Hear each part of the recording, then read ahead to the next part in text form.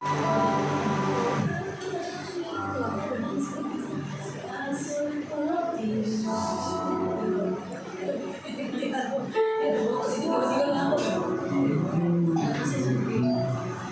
nama Tuhan, selamat pagi. Shalom. Bapak Ibu di mana saja berada, saya mengucapkan shalom. Kiranya sejahtera Tuhan juga menyertai Bapak Ibu yang live streaming atau menonton siaran. Mari sama-sama kita menyembah Tuhan pada sore hari ini. Kita mau berdiri bersama Bapak Ibu. Kita tundukkan kepala dan kita berdoa. Kami terkagum untuk setiap perbuatan-Mu dalam hidup kami, Tuhan. Dan kami mengucap syukur untuk kasih setia-Mu yang kami alami di sepanjang perjalanan hidup kami. Begitu banyak kejadian demi kejadian yang kami lihat, yang kami lalui, Tuhan. Dan tidak pernah kami dapati Engkau meninggalkan kami. Engkau Tuhan yang setia, bahkan ada bersama-sama kehidupan kami. Ada di dalam setiap suka, di dalam setiap duka, di dalam setiap pergumulan kami. Hingga memampukan kami ada sebagaimana adanya kami pada sore hari ini, Tuhan. Berdiri bersama-sama di gereja-Mu, menaikkan ucapan syukur, penyembahan, dan rasa terima kasih kami untuk setiap jawaban doa, untuk setiap penyertaan, untuk setiap kasih karunia yang Kau limpah-limpahkan dalam hidup kami. Bahkan terima kasih untuk kuasa yang Kau berikan bagi setiap kami, Tuhan. Dan kami tahu nama di atas segala nama-nama yang membebaskan kami, nama Yesus Kristus, Tuhan. Maka jiwa kami bersorak-sorai pada sore hari ini. Dengan senang hati, dengan kerinduan, dengan sukacita kami datang membawa pujian kami di hadapan Tuhan, merayakan kebaikan Tuhan yang terlalu baik bagi hidup kami. Mari setiap kita yang siap menari bersukacita dan mengalami Tuhan, memuji dan muliakan nama Tuhan, sama-sama katakan amin. Mari memuji Tuhan.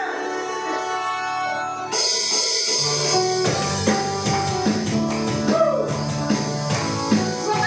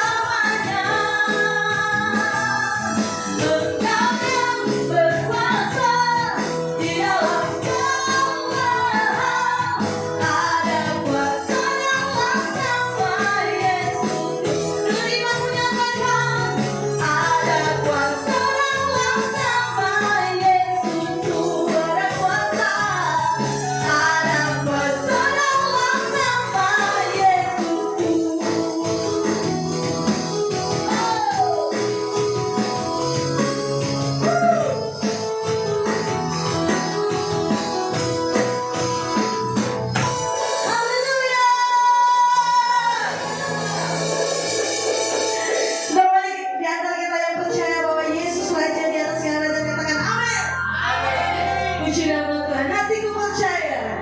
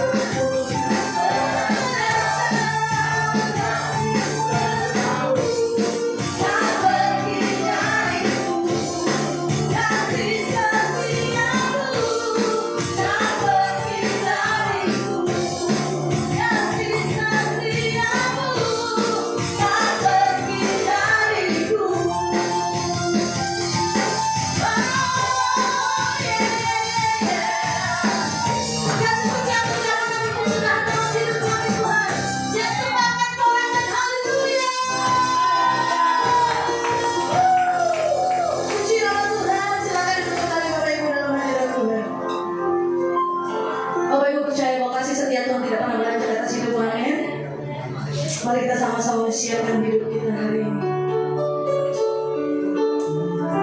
Terima kasih Tuhan Yesus.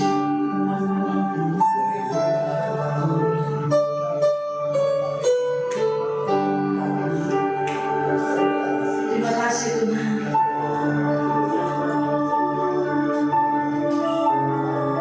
Sungguh kami bersyukur kepadamu ya Tuhan. Hati kami percaya kepada Engkau satu-satunya Tuhan dan Juru Selamat hidup kami. Gak ada yang mustahil bagi Tuhan, gak ada yang gak mungkin bagi Tuhan. Dan kami alami di setiap hari dalam perjalanan hidup kami. Kami mau tetap setia dan terus setia Tuhan. Kami mau percaya walau kami belum melihat, sampai kami mendapati dan mendengar setiap jawaban doa-Mu ya Tuhan. Terima kasih Yesus kami yang baik.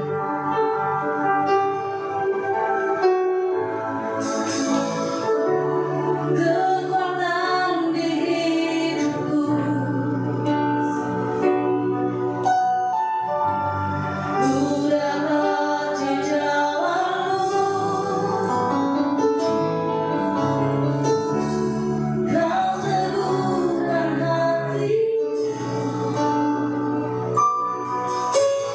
tiada yang mustahil bagimu. One more time nyanyikan. Kekuatan di hidupku, ini yang kami pegang setiap hari Tuhan. Ku dapat di dalam-Mu, Kau teguhkan hatiku. Tiada yang mustahil bagimu, sebab aku percaya bukan karena pilihan,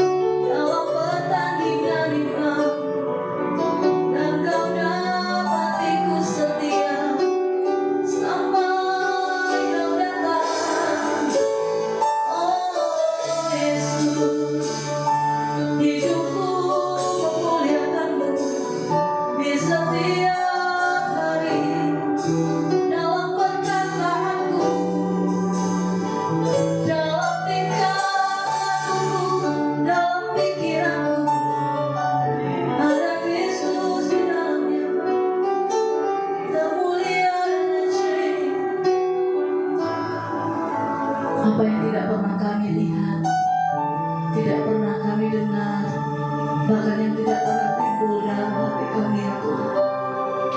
Kau sediakan bagi setiap kami orang-orang yang mengasihi. Setiap kesetiaan kami Kau hitung satu demi satu. Setiap hal yang kami tabur Kau hitung satu demi satu. Orang yang menabur dengan air mata akan menuai dengan bersorak-sorai. Orang yang berjalan dengan mencucurkan air mata akan pulang membawa berkas-berkasnya. Kami terima janji-Mu Tuhan. Sore hari ini jadi bagian hidup kami, jadi bagian kami Tuhan. You're so good, You're so good ya Tuhan. God, You're so good Tuhan. Makasih Tuhan, makasih Yesus.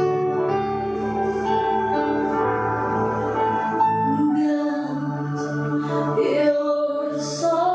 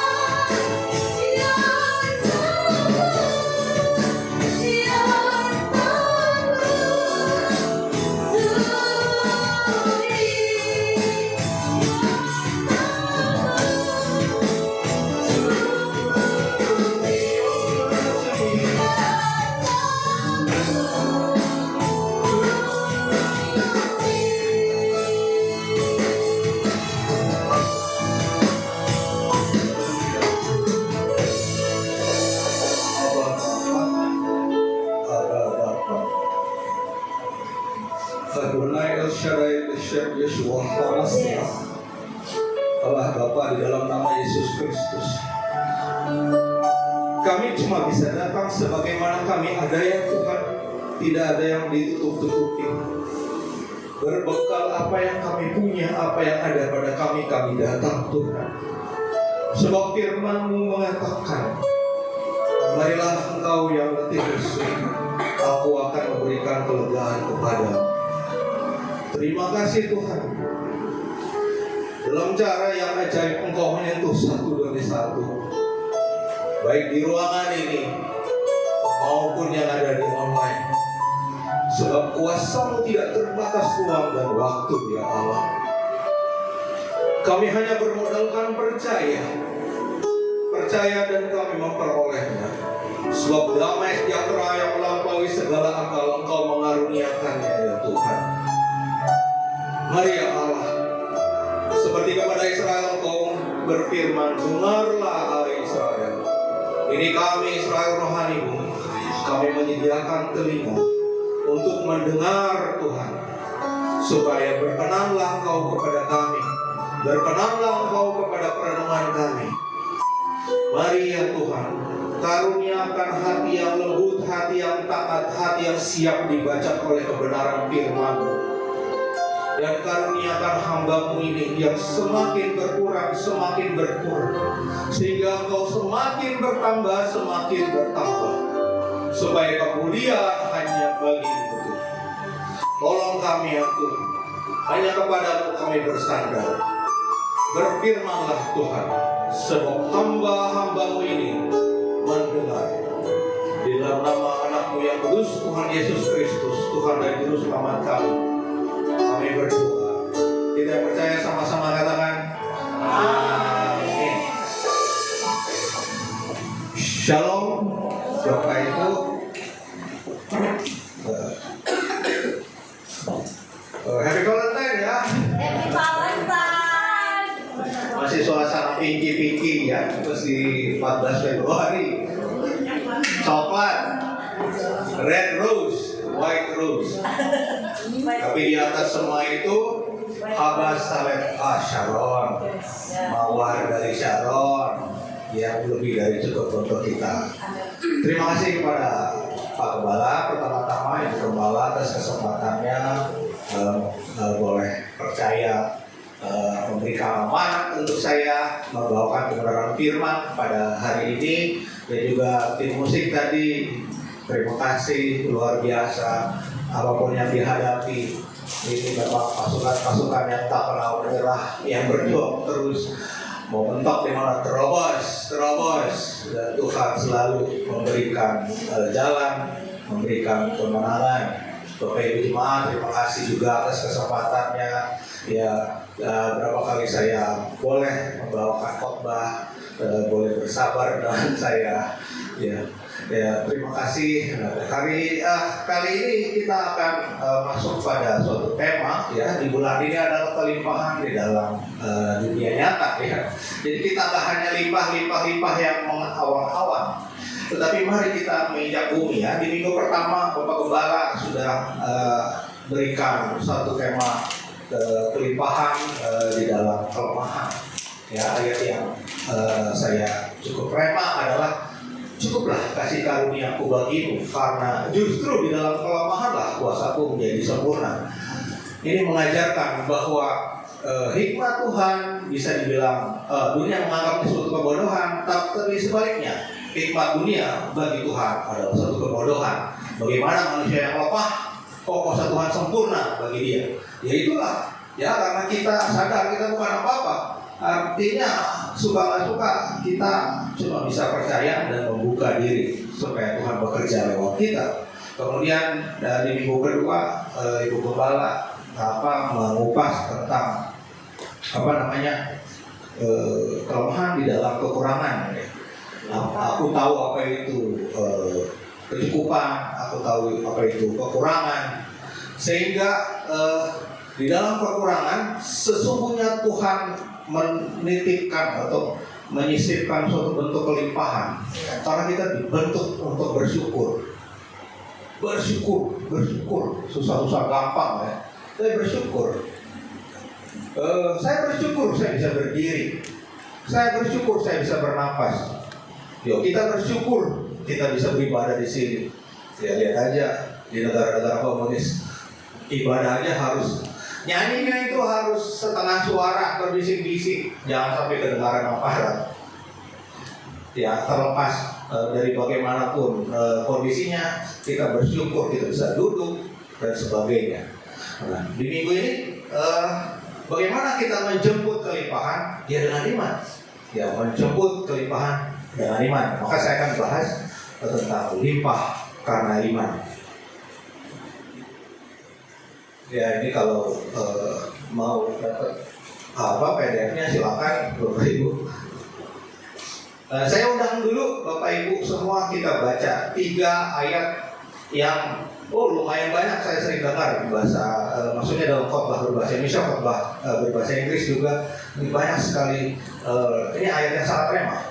Ibrani 11 yang judulnya adalah saksi-saksi iman. Kita akan baca ayat pertama sampai yang ketiga. Jadi nggak perlu berbahas-bahasan 3 ayat doang.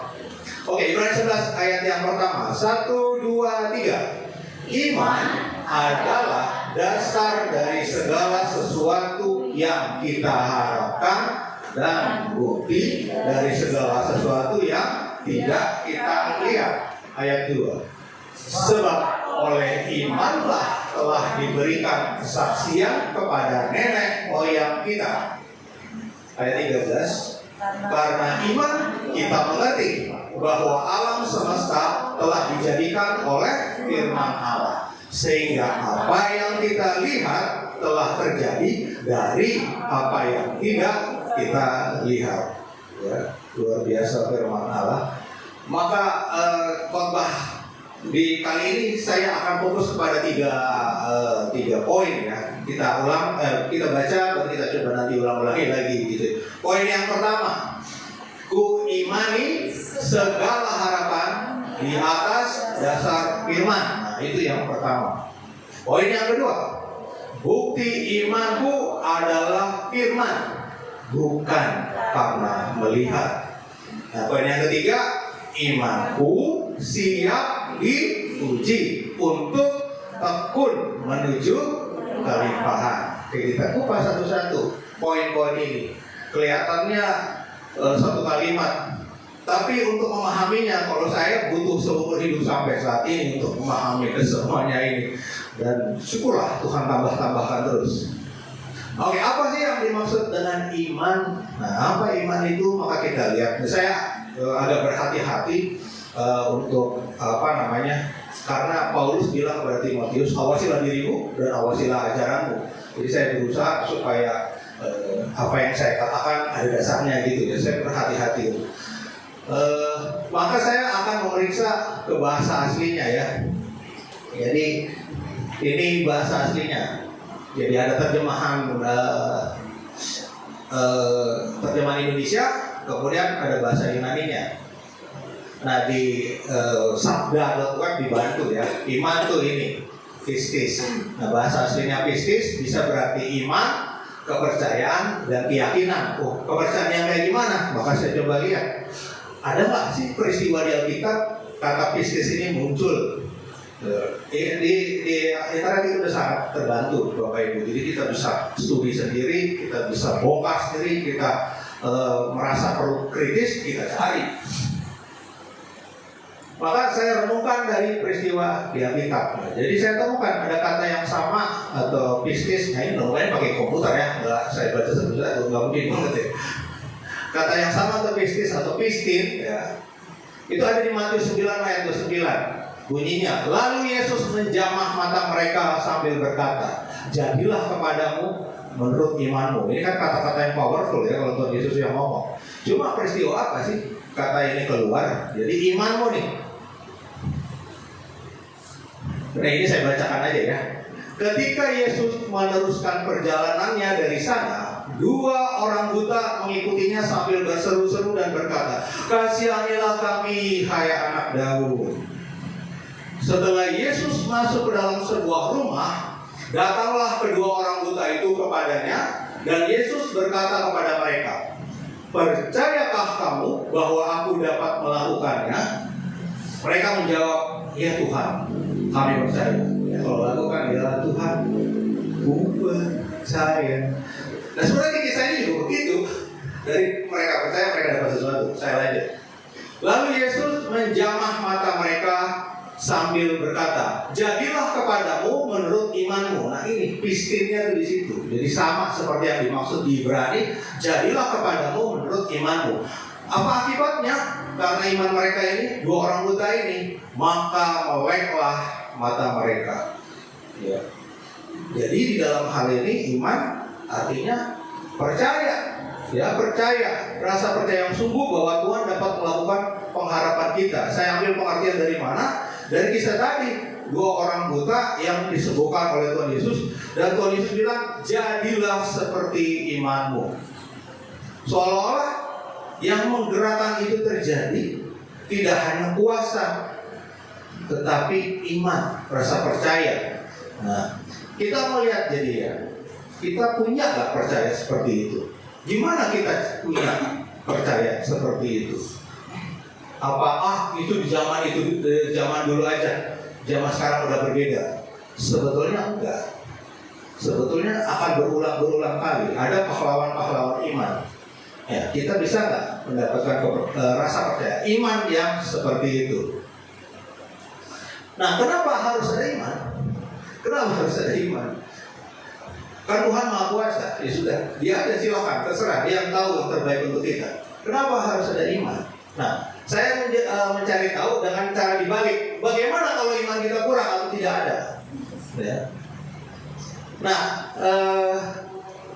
kata pistin itu muncul, pistis atau pistin muncul lagi di Markus 4 ayat 40. Ya. Lalu ia berkata kepada mereka, mengapa kamu begitu takut? Mengapa kamu tidak percaya? Ini sebetulnya peristiwa di tengah angin badai. Ya. Kenapa tidak percaya? Jadi kalau tidak percaya jadinya aku. Jadi memang kita sebetulnya nggak punya pilihan, percaya atau enggak, harus percaya. Kalau enggak kita hidup dalam ketakutan. Makanya kita harus percaya, kita harus punya iman. Iman itu mengatasi rasa takut ini. Ya. Pada hari itu, waktu hari sudah petang, Yesus berkata kepada mereka, marilah kita bertolak ke seberang. Tuhan udah bilang, marilah kita bertolak ke seberang. Jadi dong harusnya jadi. Apa keluar dari mulut Allah, apa keluar dari mulut Tuhan, jadi. Apakah Tuhan Yesus bisa dibunuh? Coba kita lihat apa yang terjadi di kayu salib, urutan perkataannya. Ya. Ketika semuanya sudah dilakukan, dia berkata, sudah selesai. Apakah dia langsung mati? Gak bisa. Apakah Allah mau bisa terima? Ya enggak. Dia tunggu dari yang Maha Kuasa bilang, ya Bapa, ke dalam tanganmu kuserahkan nyawaku. Baru dia bisa mati. Karena firman-Nya digenapi. Jadi kalau dibilang marilah kita bertolak ke seberang, ini nyampe ke seberang sebetulnya. Nah, apa yang terjadi di tengah-tengah ini?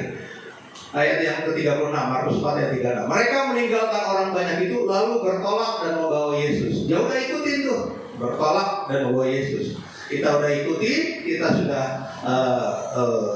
kita bersama-sama dengan Tuhan, beserta dengan mereka dalam perahu di mana Yesus telah duduk.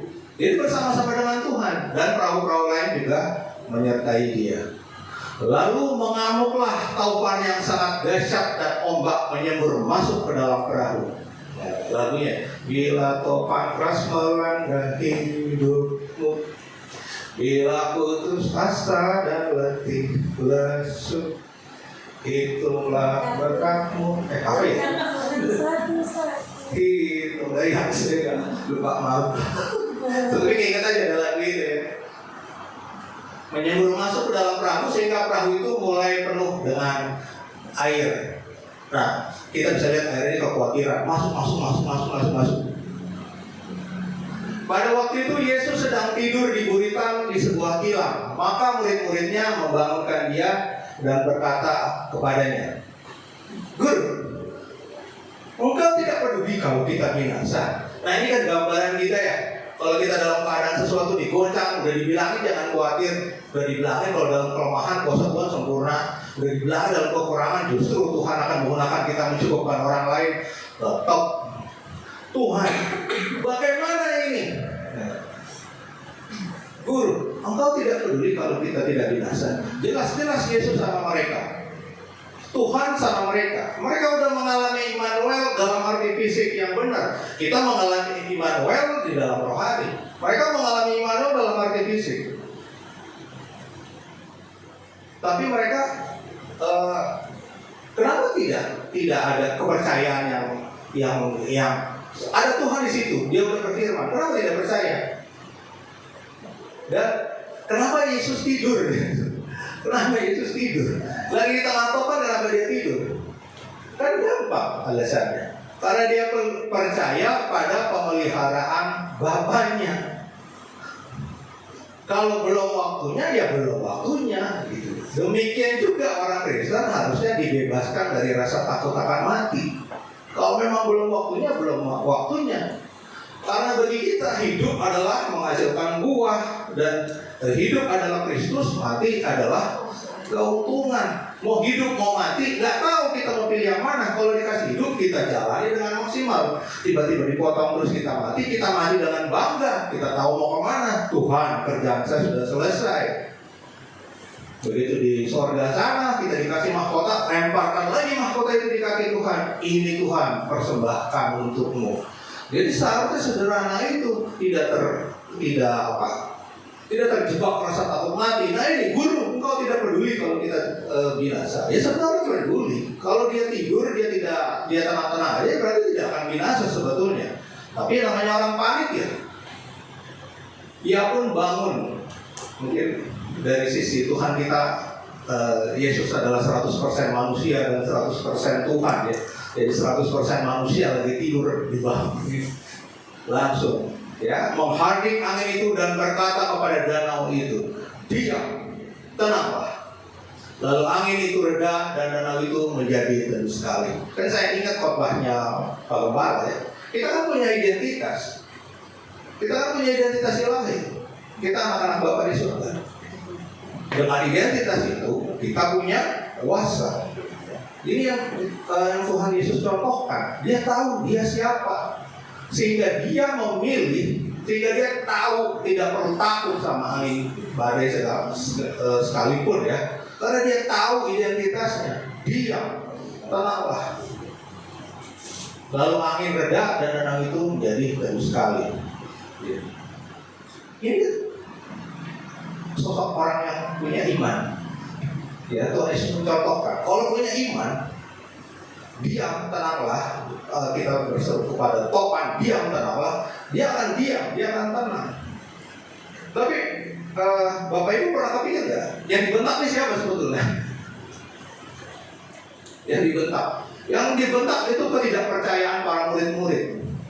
Bukan cuma topan yang dibentak. Kenapa murid-muridnya tidak percaya dan berkecamuk dengan segala keraguan? Jadi mereka yang sebenarnya disuruh diam. Kita kan kalau lagi panik mikir segala macam. Mungkin kita perlu contoh apa yang Tuhan Yesus lakukan kalau di kepala kita penuh, ya. Kepada badai-badai topan-topan kehidupan itu kita berteriak, diam, tenanglah. Jadi kita bisa diam, kita bisa tenang, kita bisa menguasai diri. Nah ini, kenapa tadi saya bilang jangan-jangan yang dibentak itu murid-muridnya sebetulnya. Lalu dia berkata kepada mereka, mengapa kamu begitu takut? Itu tadi, ya. Mengapa kamu tidak percaya? Percaya ini sama katanya dengan iman di Ibrani tadi.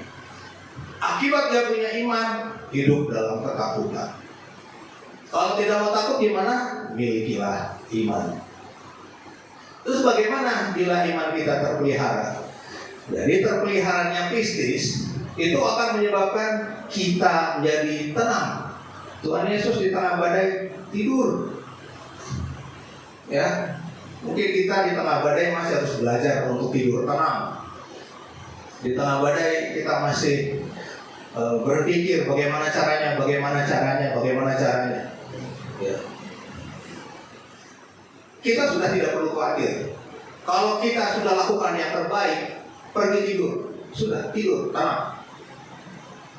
Di tengah badai Tuhan Yesus tidur. Apakah kita nggak bisa contoh? Ya kita bisa contoh. Ya karena tingkat imannya.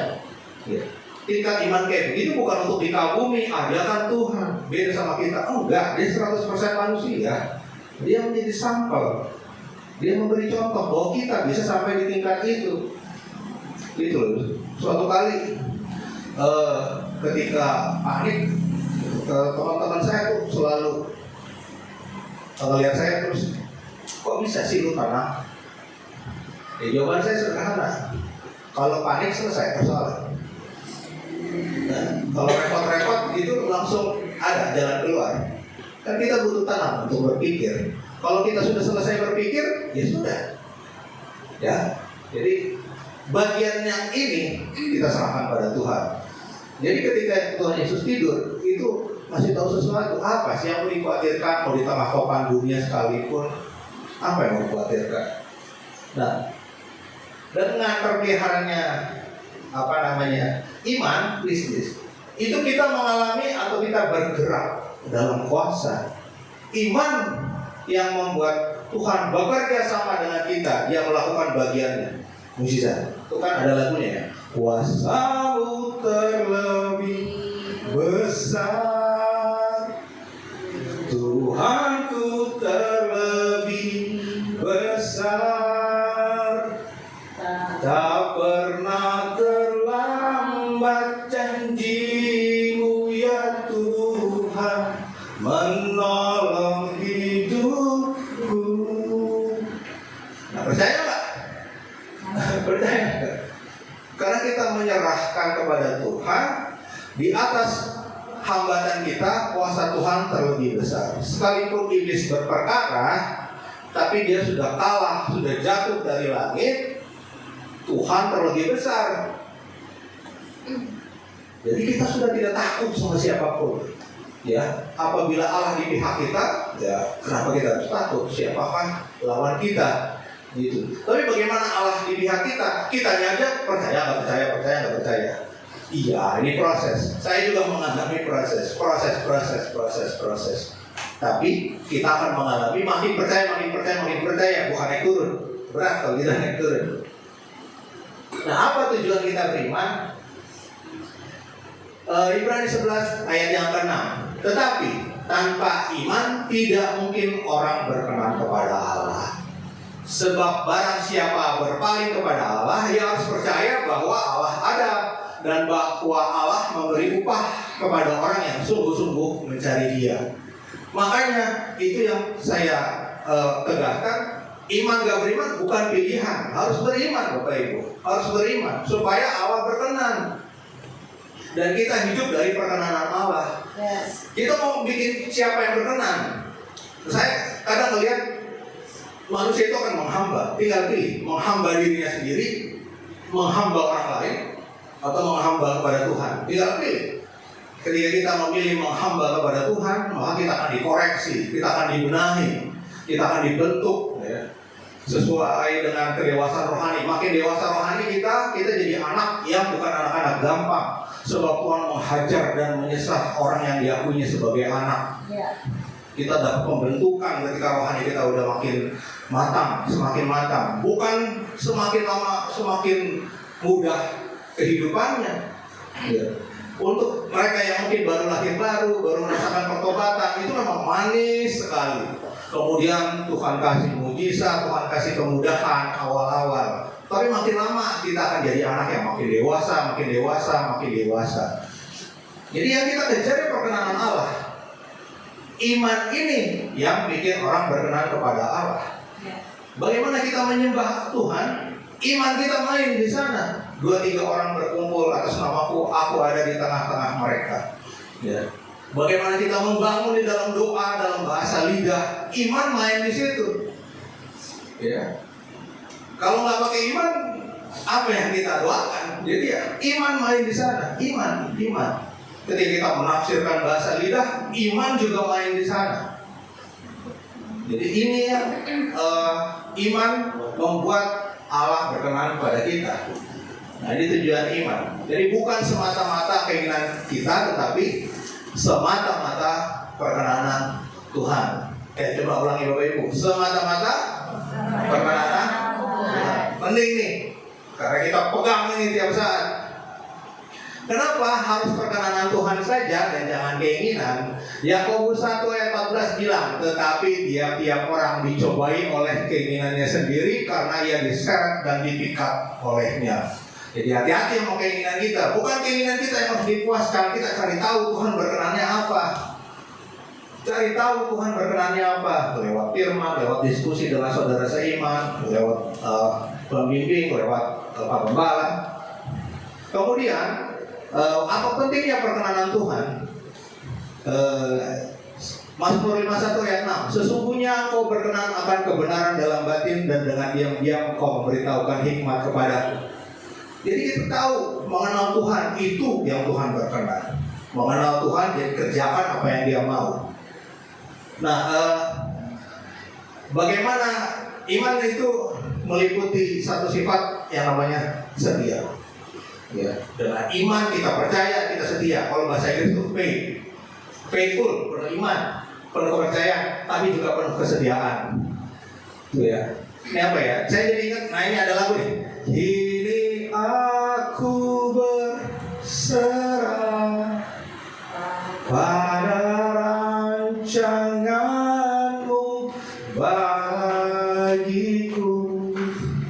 Ku ikuti panggilanmu, ku kan setia sampai akhir hidupku.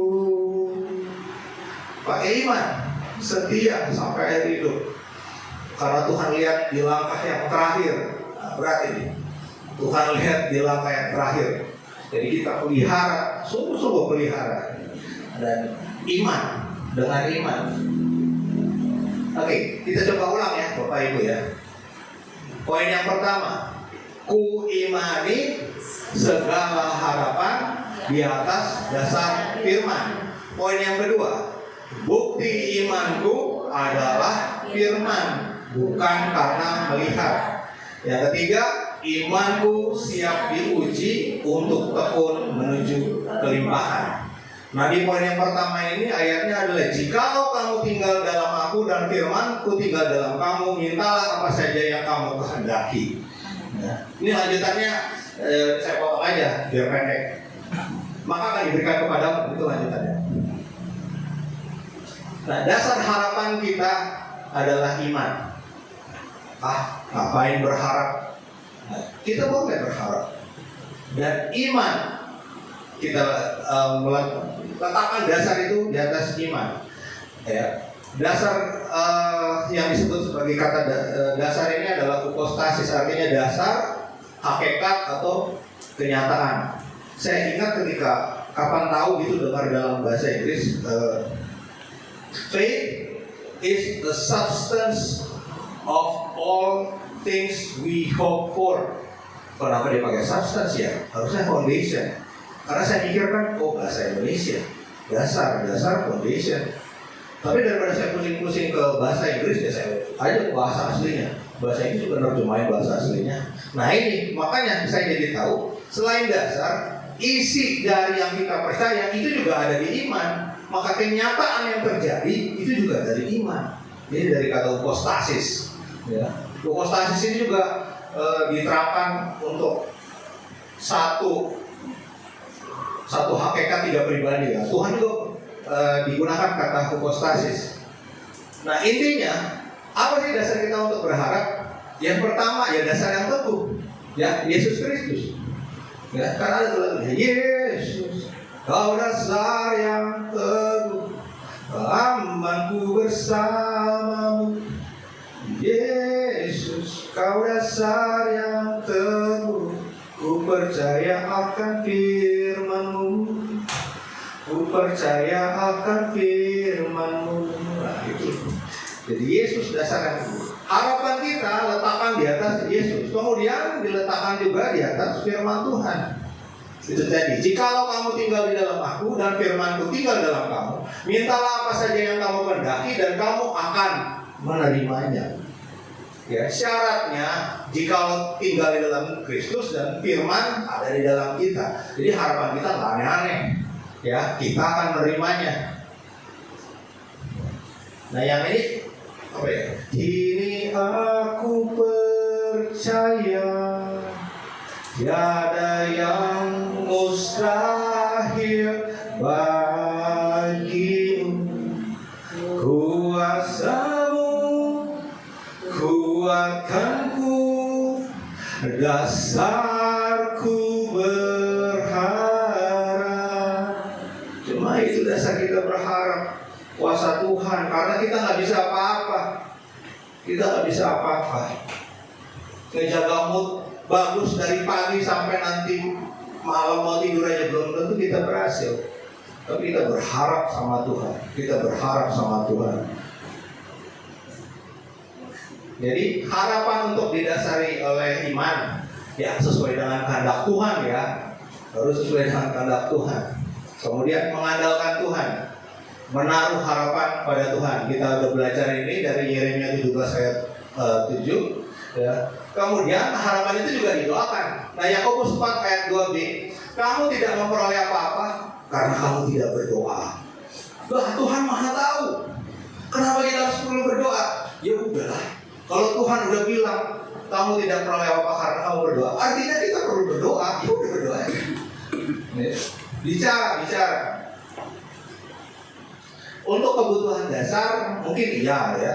Gak usah khawatir, Bapak udah tahu. Tapi ada hal-hal yang kita perlu doakan. Ya seperti seorang anak kepada bapaknya, dia nggak akan menuntut, Bapak tolong dong makan siang. Bagaimana nih? Aku mau makan siang. Baru disiapin makan siangnya. Aku minta makan malam, baru disiapin makan malamnya. Enggak, dia nggak perlu. Karena makanan itu akan diberikan di rumah. Tetapi kalau dia lagi, Bapak, ini di sekolah harus beli buku ini. Nah, ini kan sesuatu yang dia perlu kasih tahu. Ya, dia harus ngomong sama saya, baru saya tahu dia butuh. Kalau enggak, ya kan saya bukan dukun. Dan tiba-tiba saya langsung tahu gitu, pakai telepati.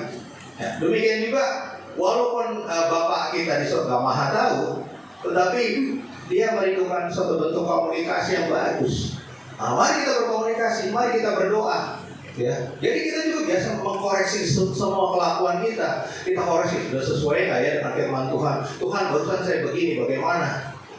Jadi ada komunikasi dengan Roh Kudus yang terus menerus.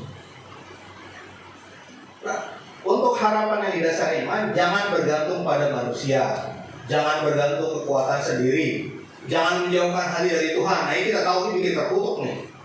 Dan juga bukan untuk memuaskan hawa nafsu.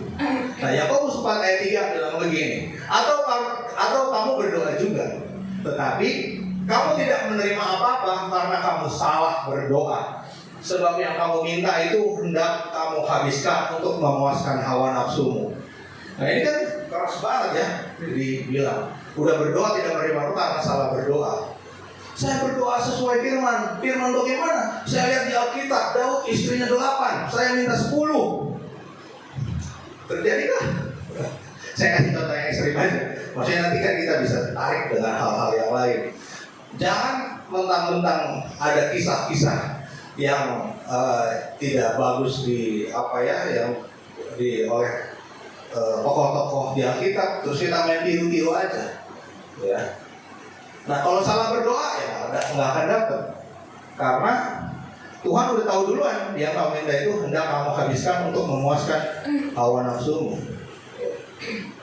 Minta uang banyak, tapi nanti berbahaya untuk menggunakannya. Tidak bisa mengatur di diri sendiri, kemudian gunakannya ini itu yang justru membuat dia terjeblos dalam dosa. Kalau Tuhan tidak kasih, berarti Tuhan masih pelihara. Kalau Tuhan biarkan, itu jadi bencana. Nah, iman, bukti yang tak terlihat. Nah, kita mau lihat ke bahasa aslinya. Erekos artinya bukti sesuatu terjadi, ya, hasil menguji sesuatu, atau pengakuan melakukan sesuatu. Ya. Kamu pencurinya, buktinya di mana? CCTV. Ya, buktinya CCTV. Saya tidak melihat dengan mata saya, tapi saya pakai CCTV.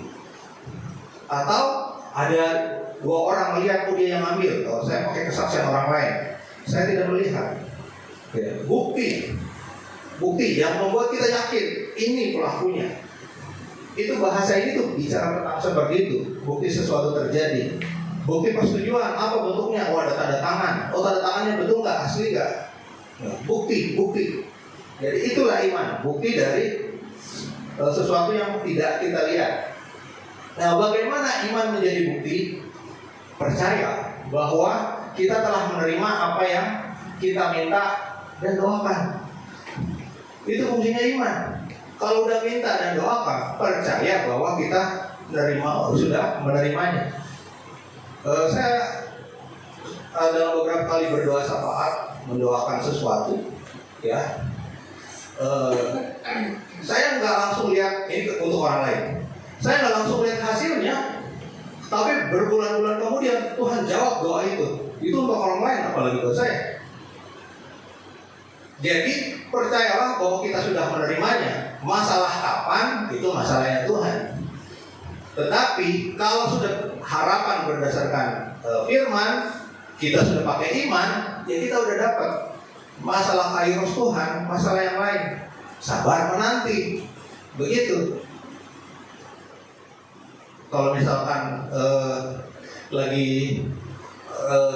mendapati hambatan, ya kadang-kadang saya teriakan apa yang Tuhan Yesus teriakan, efata, terbuka.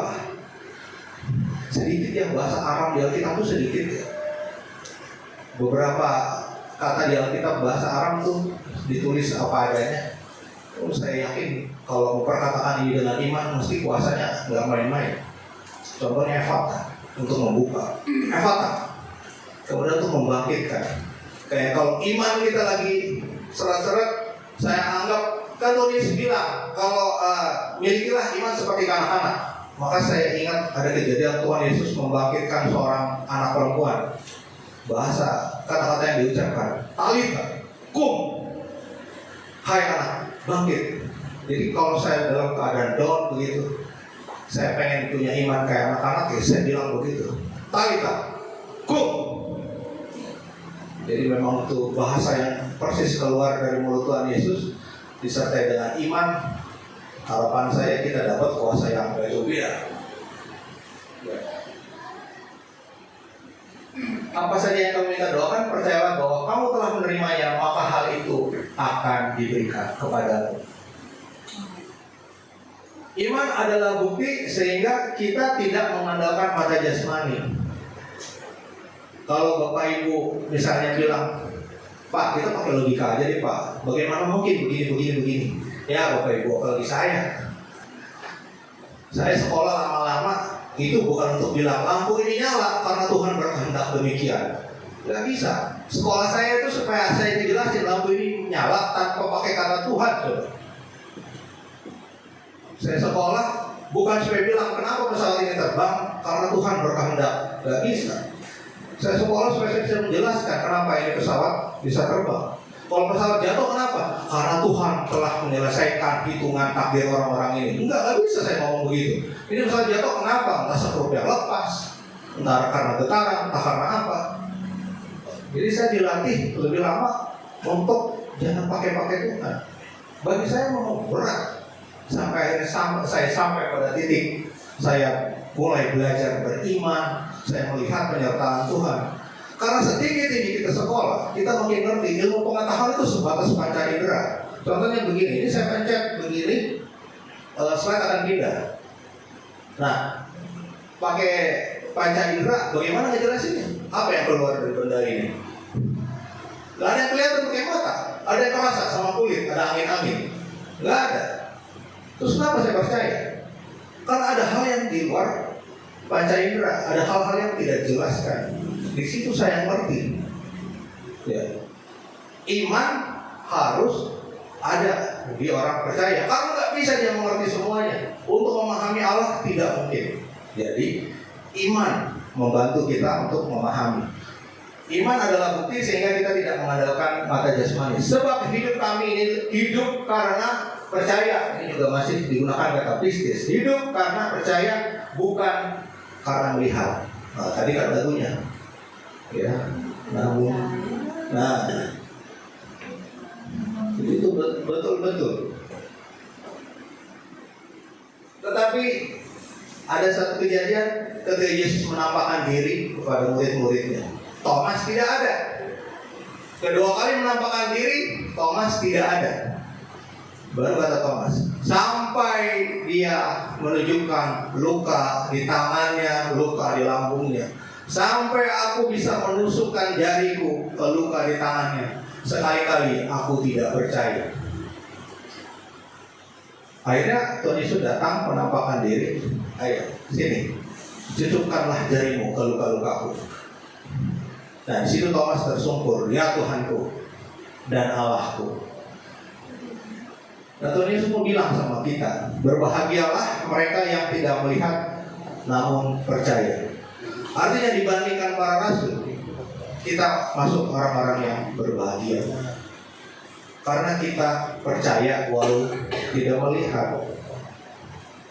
Nah, itu bagaimana kita memahami pekerjaan Tuhan Yesus ya dengan iman. Dengan iman. Iman adalah bukti sehingga kita bisa melihat bahwa Allah turut bekerja dalam segala sesuatu untuk mendatangkan kebaikan. Kalau nggak pakai iman, ya kenapa saya bisa naik karir misalnya? Kenapa warung saya bisa laku? Itu karena kerja keras saya. Tapi di kota yang lain mungkin bisa terjadi bencana, terjadi musibah. Nah, itu bagaimana? Ya, jadi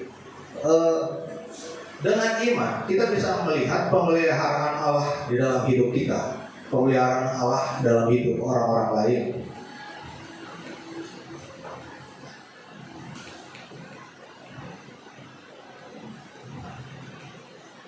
Oh ya, ini ya. Ini yang kuasa terlebih besar tuh ya. Percaya kau bekerja mendatangkan kebaikan.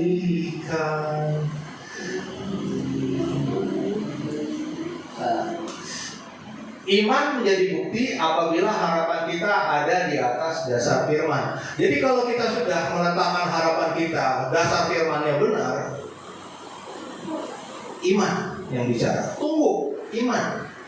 Iman. Tuhan punya waktunya sendiri. Oke, ini kita nge-review lagi 3 poinnya. Yang pertama, ku imani segala harapan di atas dasar firman. Poin yang kedua, bukti imanku adalah firman, bukan karena melihat. Yang ketiga, imanku siap diuji untuk tekun menuju kelimpahan. Nah, kita udah belajar tadi iman itu apa. Iman adalah dasar, iman adalah bukti. Nah, bagaimana menjemput kelimpahan dengan iman? Nah, iman datang dari mana? Nah, ini penting Bapak Ibu. Iman datang dari mana? Iman timbul dari pendengaran, dan pendengaran akan firman Kristus. Jadi perkatakan terus firman Tuhan, perkatakan terus firman Tuhan, perkatakan terus firman Tuhan. Oke, kita siap-siap ya, standby.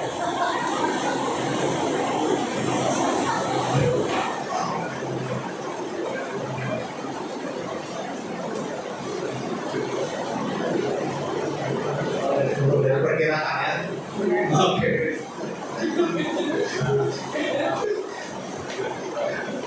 Jadi firman itu kita ucapkan, kita dengarkan lewat telinga ya. Iman timbul dari pendengaran, dan pendengaran oleh firman Kristus. Terus bagaimana sih pemeliharaan iman? Di Rasul Paulus itu adalah seorang teladan memelihara iman. Nah, dalam 2 Timotius 4 ayat 7 dia bilang, aku telah mengakhiri pertandingan yang baik. Nah, kita pengen kayak gitu ya kalau udah di ujung kematian kita ya. Karena bayangin aja kalau kita sudah sebentar lagi gitu ya dipanggil Bapa di surga. Maka kalau kita misalkan berbaring di ranjang, buat mati ya. Misalkan kita berbaring, sebutnya ranjang kematian, maka yang ada di sekeliling ranjang itu cuma orang-orang terdekat, Bapak Ibu, ya, pasangan, keluarga, anak-anak. Tidak mungkin orang-orang lain, ya. Jadi bagaimana kita melakukan pertandingan yang baik, kemudian mencapai garis akhir, dan aku telah memelihara iman. Nah, ini suatu deklarasi di akhir hidupnya. 2 ayat sebelum itu Rasul Paulus bilang pesan untuk Timotius. Jadi saya lihat inilah cara-cara untuk memelihara iman, gitu ya. Di ayat 5 cara-cara memelihara iman, karena Rasul Paulus sudah kerjaan itu tunai, dia katakan setelah mengerjakan ini dia sudah memelihara iman. Jadi yang pertama, kuasailah dirimu dalam segala hal. Yang kedua, sabarlah menderita.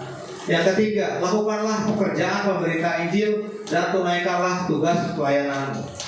Jadi memang begini, kalau kita tidak terbiasa menguasai diri, salah-salah menghujat lagi. Kemudian menderita dengan sabar. Jadi jangan sampai iman kita gugur cuma perkara penderitaan sederhana aja. Penderitaan yang kita alami bukan penderitaan yang luar biasa kok. Semuanya hal-hal yang biasa aja. Makanya lakukan atau jalani dengan sabar. Kemudian lakukan pekerjaan pemberita Injil. Ya, kita selalu memberitakan Injil terutama dalam hidup kita. Dan mungkin juga lewat ada satu ayat bilang ini, hendaklah kebaikan hatimu diketahui semua orang. Dari titik itu tuh bisa mulai Injil masuk, kemudian kita ceritakan. Lalu tunaikanlah tugas pelayananmu. Jadi Bapak Ibu, di dalam profesi kita, entah kita di rumah, misalkan buka jasa servis, pelayanan, warung, atau di tempat usaha, di kantor, itu pun tetap pelayanan kita yang utama. Ya, bagaimana Tuhan mengirimkan kita untuk melakukan sesuatu di situ. Dan di gereja juga, mari kita ambil pelayanan. Ya, jadi sesederhana apa tugas pelayanan yang dipercayakan kepada kita, ambillah, lakukanlah.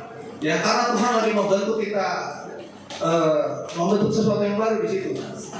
Ya, contohnya saya, ketika saya berdiri di sini. Jadi kalau Bapak Ibu bandingin saya sama siapa gitu, ya kalau jauh lah. Tapi dengan saya melakukan bagian saya, dalam setiap kesempatan saya belajar, makin lama makin disempurnakan. Saya gini-gini juga dikritik sama Pak Gembala, Bapak Ibu, dikasih tahu lemahnya di sini, di sini. Ya udah, saya tinggal ikutin. Dan saya rasa dalam sebuah organisasi, ketika orang-orang mulai dilatih, di training dengan learning by doing, ya kita nggak usah takut. Penampilan pertama masa sih langsung bagus, penampilan kedua masa sih luar biasa. Kita naik tangga dikit, jadi nggak usah takut. Dan tugas pelayanan di gereja kita ambil, kita lakukan dengan maksimal, kita terlatih terus menerus. Kalau di tempat profesi ya kita udah jago. Ya mungkin kalau dalam soal khotbah ya saya begini lah. Tapi kalau misalnya saya lagi cerita tentang misalkan penerbangan, tentang robot, ya boleh diadu. Tapi kalau untuk kayak begini, ya jangan dibandingin lah saya, jauh saya di bawah. Gitu. Saya cuma modal berani aja, ya. Saya cuma modal berani soal berusaha. Terus di tengah-tengah saya berdoa terus, Tuhan tuntun ngomong apa ini Tuhan, Tuhan tuntun ngomong apa ini Tuhan. Saya cuma nyiapin poin-poin banyak. Pembicaraan saya Tuhan tuntun pas banget di sini gitu. Jadi bagaimana pelayanan di luar gereja dan dalam gereja kita ambil gitu. Jangan seolah-olah pelayanan di gereja kalau di luar kita udah apa ya? Sudah nggak dipakai baru kita di dalam gereja. Ya jangan. Justru kalau lagi berjaya di luar gereja, di gereja juga ambil. Jadi ini bukan buangan, ini sesuatu yang terbaik. Ya, kita berikan yang terbaik di dalam gereja, yang terbaik di luar gereja. Sama-sama untuk menyenangkan Tuhan, sama-sama untuk kemuliaan nama Tuhan. Jadi, dimanapun kita ditempatkan, entah kita melayani divisi kita di tempat kita maupun kita melayani di tempat kita berjemaat, sama, ya sama. Jadi 4 ini untuk memelihara iman. Nah, sekarang kita melihat menjemput dengan iman.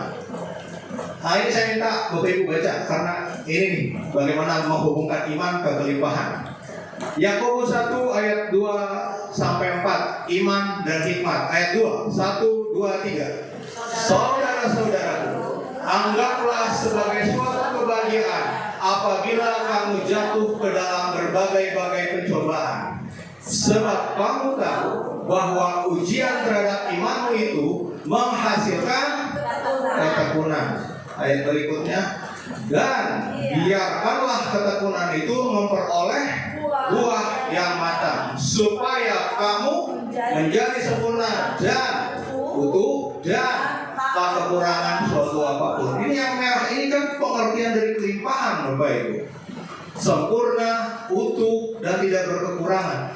Ini kelimpahan. Datang setelah apa?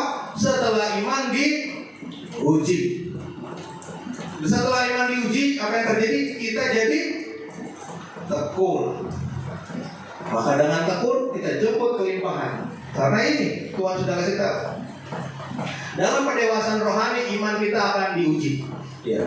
Beberapa orang dapat panggilan dalam usia yang berbeda-beda dan imannya diuji pada usia yang berbeda-beda. Samuel lagi usia anak. Samuel dia membedakan ini suara Tuhan atau bukan. Dia diuji di situ. Daud di usia remaja melawan Goliat. Ya kita kan nggak tahu apakah kita sepertinya atau enggak. Tiap orang punya masing-masing. Yesus dia umur 30 tahun. Dia diuji, kemudian dia dicobai oleh iblis. Ayub di umur 70 tahun, ya, dengan segala penderitaannya. Abraham 70 tahun disuruh keluar dari Ur Kasdim, nggak tahu mau kemana, pokoknya keluar aja. Musa umur 80 tahun. Ya, jadi kita punya waktu kita masing-masing. Percaya aja, Tuhan tahu waktu kita. Kenapa Musa nunggu sampai 80 tahun? Ketika dia umur 40, hampir dia dijadikan pemimpin. Tapi dia pengecut, membunuh tanpa mengakui. Kemudian lari keluar. Jadi Tuhan masih tunggu 40 tahun lagi. Umur 80 baru dia dipanggil dari semak yang terbakar. Jadi ada waktunya kita masing-masing.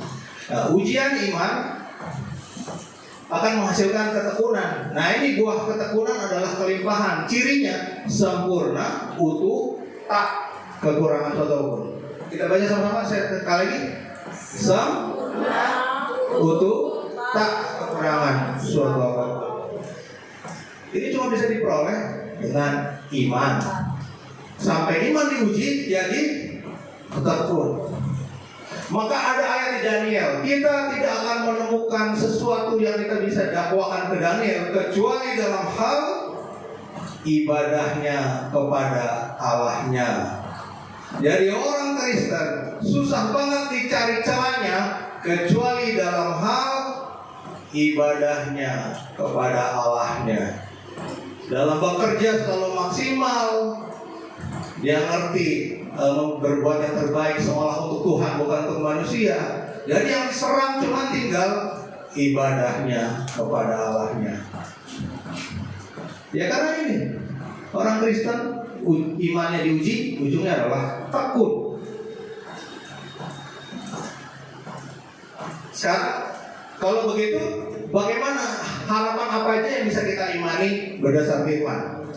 Yang pertama, kecukupan hidup. Boleh gak kita mengimani kecukupan hidup? Oh, boleh banget. Ya, Ibrani 13 ayat 5. Janganlah kamu menjadi hamba uang dan cukupkanlah dirimu dengan apa yang ada padamu. Cukup nih, karena Allah telah berfirman, aku sekali-kali tidak akan membiarkan kau dan aku sekali-kali tidak akan meninggalkan kau. Imani ini, cukup. Tapi kurang. Nah, tanya, persoalan apa nih yang Tuhan pengen saya selesaikan? Karena harusnya cukup. Kalau tidak, Tuhan mengajar sesuatu. Mari merendahkan hati dan kita coba benahi apa yang masalah. Kemudian, boleh nggak kita mengimani kesembuhan? Ya bisa. 1 Petrus 2 ayat 24c. Oleh bilur-bilurnya kamu telah sembuh. Ini kan dikutip di Petrus. Ayat aslinya ada di Yesaya. Jadi saya nggak salah dong kalau ngutip yang di Petrus ini. Artinya dia menafsirkan yang Yesaya sebagai kesembuhan, betul-betul kesembuhan badani. Kemudian kesuksesan dalam hidup, boleh nggak? Boleh lagi. Ulangan 28 ayat 13. Tuhan akan mengangkat engkau menjadi kepala dan bukan menjadi ekor. Engkau akan tetap naik dan bukan turun. Jangan lupa koma nih. Ini kan pada suka potong di sini.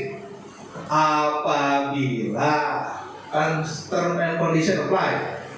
Engkau mendengarkan perintah Tuhan Allahmu yang kusampaikan pada hari ini dan kau lakukan dengan setia.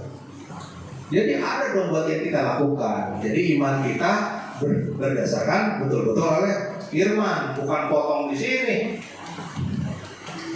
Kemudian keberhasilan dan keberuntungan. Yosua 1 ayat 8. Janganlah engkau lupa memperkatakan kitab Taurat ini, tetapi renungkanlah itu siang dan malam supaya engkau bertindak hati-hati sesuai dengan segala yang tertulis di dalamnya.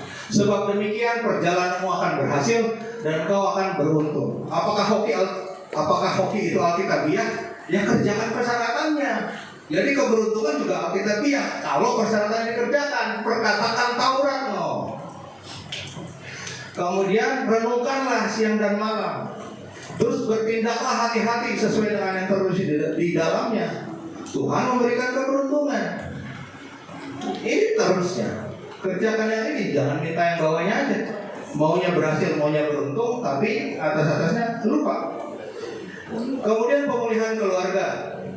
Ya, Kisah 16 ayat 31. Percayalah kepada Tuhan Yesus Kristus dan engkau akan selamat, engkau dan seisi rumahmu. Tapi saya udah sekian lama masih begini. Ini loh, percayalah kepada Tuhan Yesus Kristus. Ini proses yang akan berlangsung terus-menerus supaya Yesus Kristus betul-betul jadi Tuhan. Barulah yang ini full dikerjakan. Kita percaya aja. Tuhan akan mengerjakan bagian yang bawah. Karena Tuhan lagi ngebentuk semua orang di sini. Baru yang di bawah. Engkau akan selamat, engkau dan seisi rumahmu.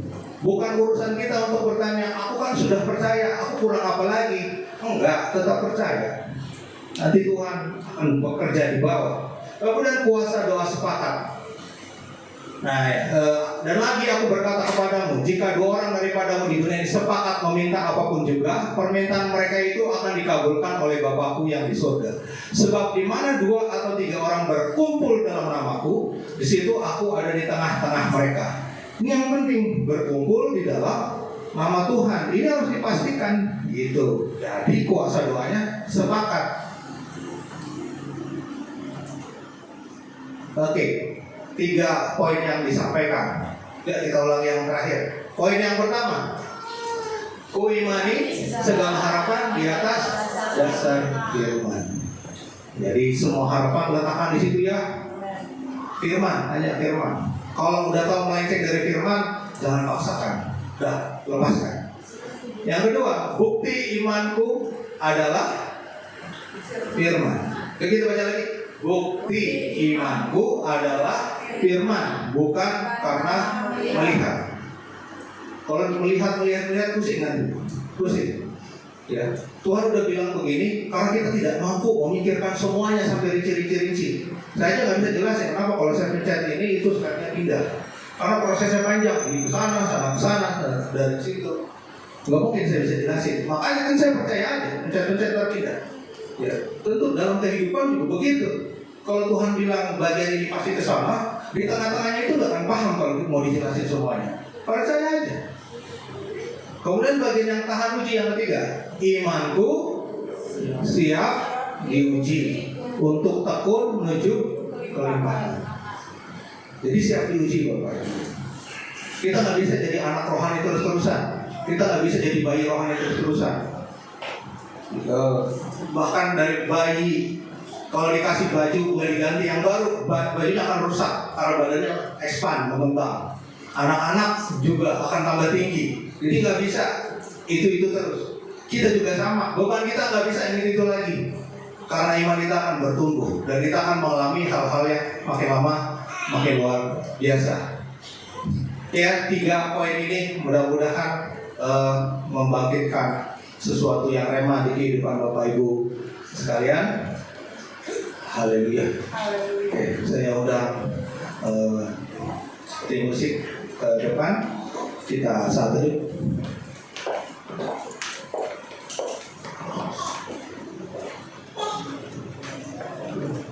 Lagu tadi bilang kita percaya. Kita percaya bukan karena melihat. Ini gampang diomongin, tapi butuh seumur hidup untuk mengalami pencerahannya. Ya, kita datang sama Tuhan. Barang siapa yang kekurangan iman, hendaklah minta kepada Tuhan. Betul-betul kita minta kepada Tuhan karena Tuhan bilang, ketika anak manusia datang, apakah aku akan mendapati iman di bumi? Jadi betul-betul kita minta, betul-betul kita berjuang. Lagu yang kita sebut aja ya.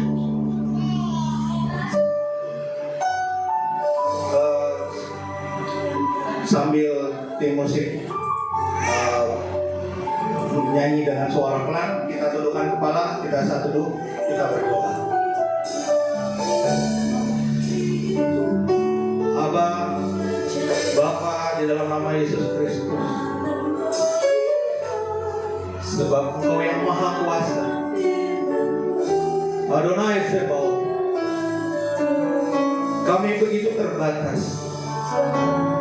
Kami ini butiran debu di hadapan. Namun Kau mengangkat kami dan memahkotai kami dengan kasih setia dan rahmat.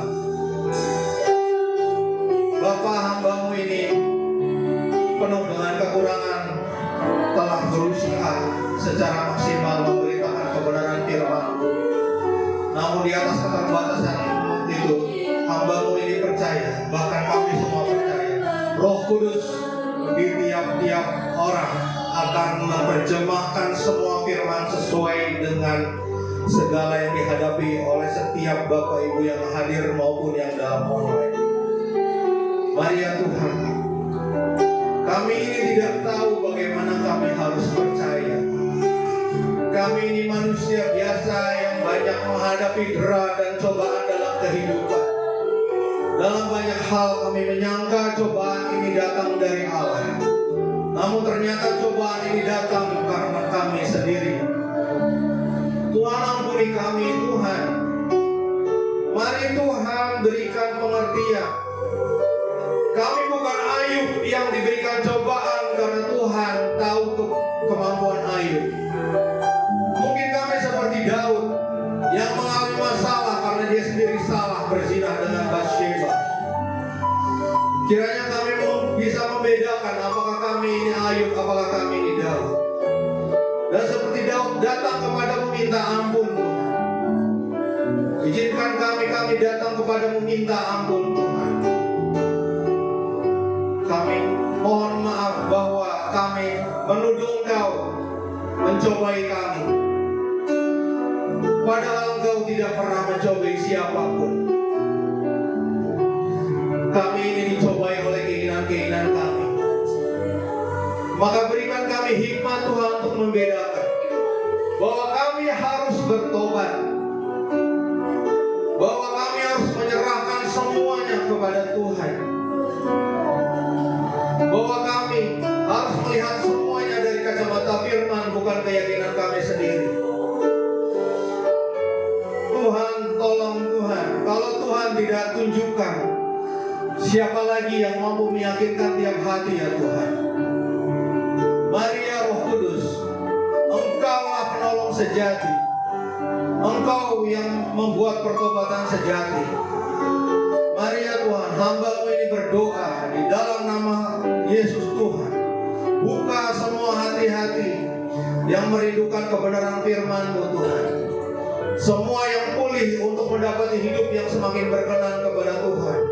Semua yang terjebak putus asa, kami berdoa, jalan keluar ada di dalam firman Tuhan. Kiranya di dalam pengembalaan di dalam gereja kami, Tuhan selalu membuka jalan untuk menjangkau lebih banyak lagi Tuhan. Mari ya Tuhan, Sebab banyak sekali Tuhan yang walaupun sedikit bekerja, kami minta kepada yang punya pekerjaan Tuhan. Tambahkan iman kami ya Allah. Tambahkan iman kami ya Tuhan. Tambahkan iman kami ya Tuhan. Sebab siapa yang berseru kepada nama Tuhan akan diselamatkan. Siapa yang sakit meminta kesembuhan, maka seperti wanita yang menyentuh ujung jubah Tuhan Yesus, maka mengalir kuasa Tuhan, menyembuhkan oleh karena imannya Tuhan. Terima kasih Tuhan, Hamba-Mu telah selesai berbicara, namun Roh Kudus tiada henti menyingkapkan kebenaran firman. Terima kasih ya Bapak Tuhan. Terima kasih Tuhan.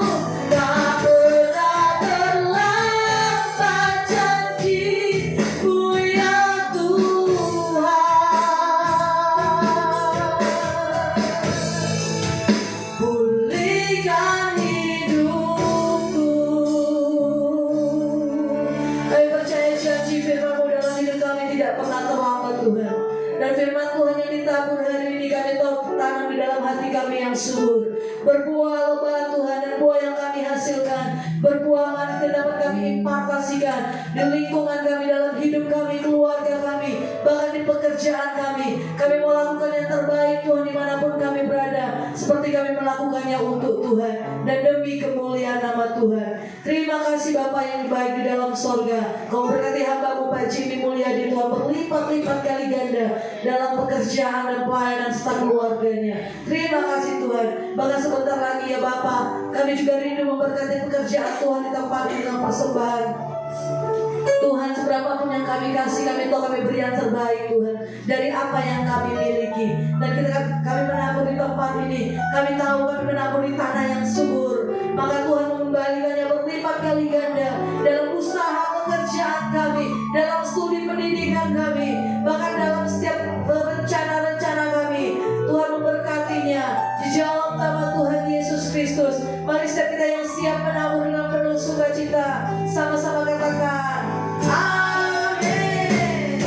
Puji nama Tuhan. Selamat memberi persembahan.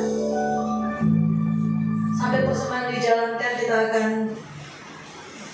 mendengarkan beberapa pengumuman sepekan.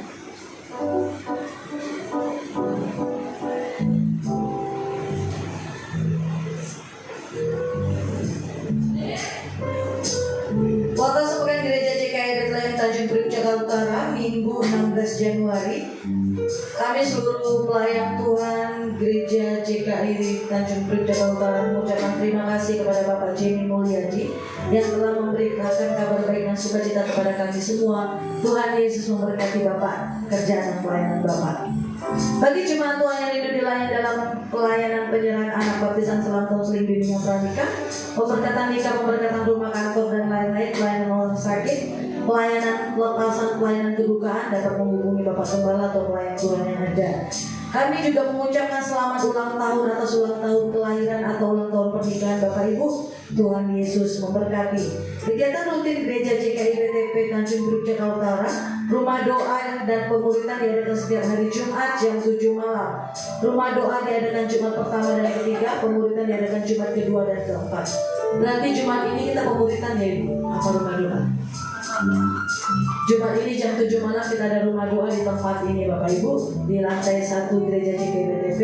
Diharapkan seluruh pekerja dan pelayan Tuhan serta jemaat Tuhan untuk dapat hadir mengikuti kegiatan tersebut. Bagi jemaat Tuhan yang rindu menabur dalam bentuk perpuluhan, buah sulung diakonia, pelayanan misi, pembangunan gereja dan lain-lain, dapat mentransfer ke gereja atas nama GKI Bethlehem Tanjung Priok. Bagi jemaat Tuhan yang rindu berbelanja kebutuhan sehari-hari, maka dapat menghubungi koperasi BTP atau Ibu Esther. Dengan penuh sukacita kami juga rindu mengundang kembali jemaat Tuhan untuk hadir minggu depan di jam yang sama di tempat kita beribadah. Puji nama Tuhan, kita akan berdoa syafaat kepada petugas. Saya persilakan.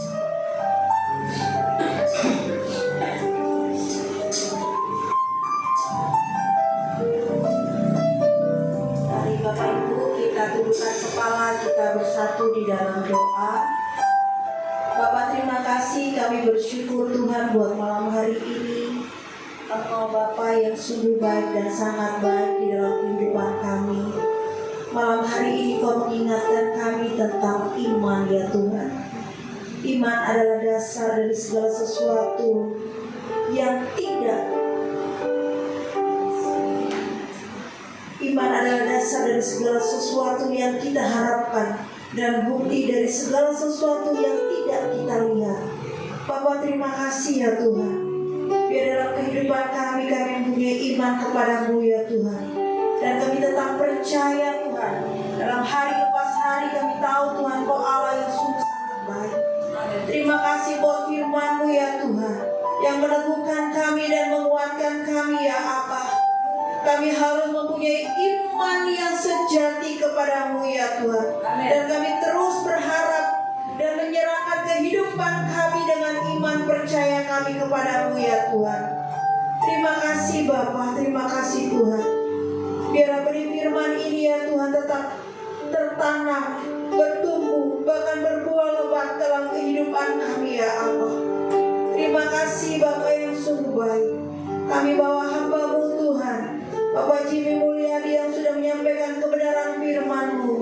Tuhan berkati hamba-Mu ya Tuhan, sebagai pewarta dan penyebar kabar baik di tengah-tengah kehidupannya ya Allah. Mari Tuhan Kau memberkati hamba-Mu ya Tuhan. Tutup bungkus hamba-Mu dengan kuasa darah-Mu ya Tuhan. Berkati pekerjaannya Tuhan sebagai pengajar ya Tuhan. Kami percaya hikmat-Mu gak pernah berkesudahan atas hamba-Mu ya Tuhan. Tapi Tuhan terus membukakan dan membukakan terus ya Abah, dalam ladang-ladang yang baru ya Allah. Terima kasih ya Tuhan. Kau juga menyingkapkan segala rahasia firman-Mu atas hamba-Mu ya Allah. Hingga setiap benih firman yang disampaikan boleh menguatkan setiap orang yang mendengar ya Allah. Hingga benih firman yang disampaikan ya Allah bisa meneguhkan setiap orang yang berharap kepadamu ya Tuhan. Lindungi sertai hamba-Mu Pak Jimmy Mulyadi ya Tuhan. Berkati istri dan kedua anaknya ya Allah. Biar keluarga ini selalu diberkati Tuhan, selalu dilindungi Tuhan, dan terus dipakai Tuhan menjadi kepanjangan kaki tangannya Tuhan, di mana hamba-hamba-Mu ini melayani dalam gereja-gereja Tuhan, dalam setiap kehidupan baik di dalam tengah-tengah keluarga besarnya, dalam di tengah-tengah kantor dan pelayanannya, bahkan di tengah-tengah masyarakat, bahkan kehidupan keluarga ini Tuhan menjadi berkat atas bangsa ini ya Allah. Terima kasih Tuhan.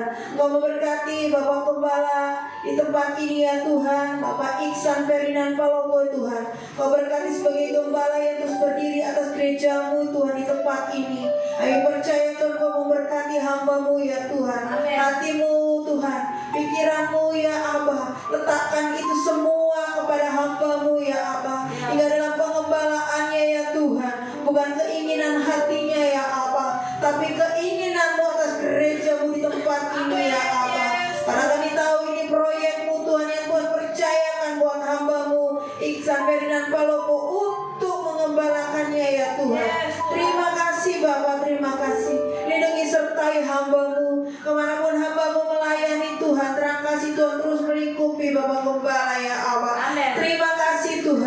Kau berkati istri, ketiga anaknya dan mantunya ya Aba. Terima kasih Bapa, terima kasih Tuhan. Kau berkati seluruh pekerjamu Tuhan di tempat ini ya Aba. Satukan hati kami ya Tuhan, untuk kami bersama-sama ya Aba, melayani Raja di atas segala Raja ya Aba. Terima kasih buat kepercayaan penuh Tuhan, untuk kami berdiri buat pelayanan pekerjaan Tuhan ya Aba. Berkatilah kami semua ya Aba, mampu-mampukan kami Tuhan, berdiri atas-Mu ya Tuhan. Terima kasih Bapa yang baik. Kau berkati seluruh jemaat Tuhan yang ada ya Tuhan. Bapa berkati kehidupan rumah tangga mereka, limpah-limpahkan kehidupan mereka dengan kasih karunia-Mu ya Aba. Biarlah di tahun kelimpahan ini ya Tuhan, seluruh pekerja dan jemaat Tuhan mengalami kelimpahan yang daripada surga itu ya Aba. Terima kasih Tuhan Yesusku yang baik. Kau juga berkati seluruh anak-anak-Mu yang ambil bagian Tuhan dalam melayani pekerjaan-Mu pada malam hari ini. Tuhan, kembalikan segala jerih lelah mereka ya Aba. Mereka boleh bersuka cita bisa melayani Engkau Tuhan dalam kehidupannya ya Aba. Terima kasih Tuhan, terima kasih Bapa. Tuhan berkati Tuhan Yesus seluruh jajaran Sinode CKI ya Aba. Kami percaya di tengah-tengah kesibukan mereka ya Aba, kami percaya Sinode CKI boleh menjadi berkat bagi seluruh gereja-gereja yang bernaung di dalam gereja CKI ya Tuhan. Terima kasih Bapa, terima kasih Tuhan. Kau juga berkati bangsa kami Indonesia ya Tuhan. Biar Indonesia penuh dengan kemuliaan-Nya ya Tuhan. Indonesia ada di hatinya Tuhan, Indonesia ada di dalam pikirannya Tuhan. Dan kami percaya Tuhan, Indonesia diberkati Tuhan, dari presiden, wakil presiden, seluruh jajaran pemerintahan yang ada, MPR, DPR ya Tuhan. Kami percaya Tuhan, Tuhan memberkati mereka semua, sampai ke RT RW juga Tuhan berkati ya Aba. Berkati Tuhan lingkungan gereja-Mu di tempat ini ya Tuhan. Berkati RT setempat, RW setempat di mana gereja-Mu berada ya Aba. Terima kasih Tuhan, biar gereja-Mu di tempat ini Tuhan menjadi berkat buat sekeliling kami, menjadi mercusuar di sekeliling kami ya Aba. Terima kasih Bapa yang baik, terima kasih Tuhan Yesus yang baik. Kami akan menyudahi ibadah kami pada malam hari ini ya Tuhan, dan kami alaskan doa kami seperti doa yang Tuhan sudah ajarkan kepada kami. Mari Bapak Ibu, saya undang untuk bangkit berdiri. Bapa kami yang di surga, dikuduskanlah nama-Mu, datanglah kerajaan-Mu, jadilah kehendak-Mu di bumi seperti di surga. Berikanlah kami pada hari ini makanan kami yang secukupnya, dan ampuni kami akan kesalahan kami, seperti kami juga mengampuni orang yang bersalah kepada kami. Dan jangan membawa kami ke dalam pencobaan, tetapi lepaskanlah kami pada jahat, karena Engkau yang punya kerajaan dan kuasa dan kemuliaan sampai selama-lamanya. Kami rindu menerima berkat daripada Tuhan melalui hamba-Nya. Mari saudara katakan tinggi-tinggi dan terimalah berkat dari surga. Tuhan memberkati engkau dan melindungi engkau. Amin. Tuhan menyinari engkau dengan wajah-Nya dan memberi engkau kasih karunia. Tuhan menghadapkan wajah-Nya kepadamu dan memberi engkau damai sejahtera. Kasih Allah dan penyertaan yang manis dengan Roh Kudus menyertai saudara dan saya sampai kesudahan akhir zaman, sampai Maranatha. Tuhan Yesus datang menjemput kita di angkasa yang penuh dengan kemuliaan-Nya. Mari saudara-saudara yang sudah diberkati Tuhan, mari kita sama-sama katakan amin.